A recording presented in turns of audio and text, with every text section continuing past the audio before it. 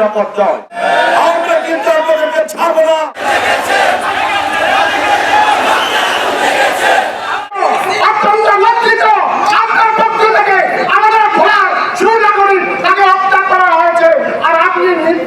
চুপচাপ বসে রয়েছেন, এটা অত্যন্ত দুঃখ লাগে, এটা অত্যন্ত মনে ব্যথা, সহ্য করতে পারছি না।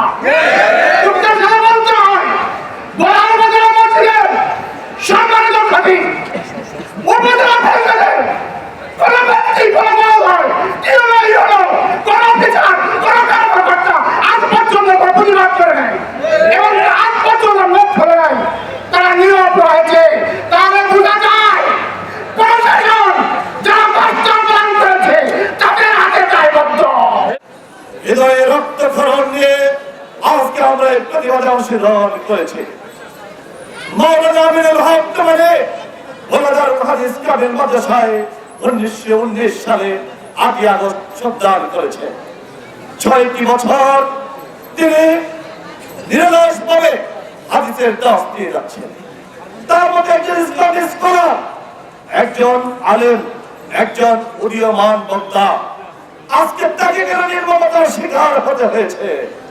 সংগ্রামী ভালোবাসে আপনারা জানেন আর দেশ দিয়ে গভীর ষড়যন্ত্র চলছে।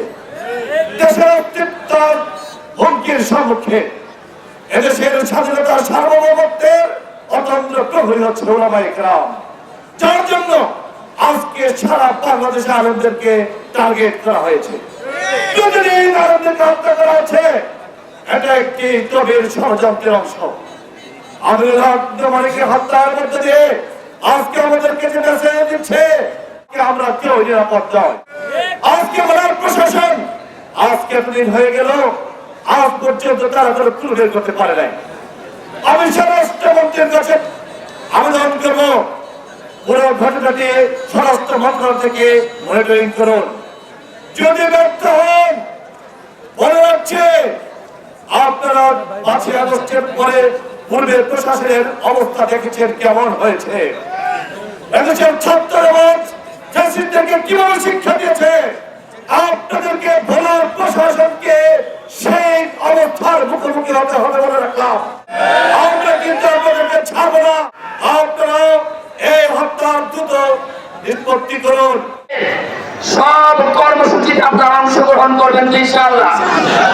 শহীদ আমিনুল হক মানিক শহীদ হওয়ার পর থেকে নিয়ে হাসপাতালে ফ্রিজিং করে রাখা, তার দাফন এ পর্যন্ত সকল কার্যক্রম তৌহিদি জনতার ব্যানারে পরিচালিত হচ্ছে।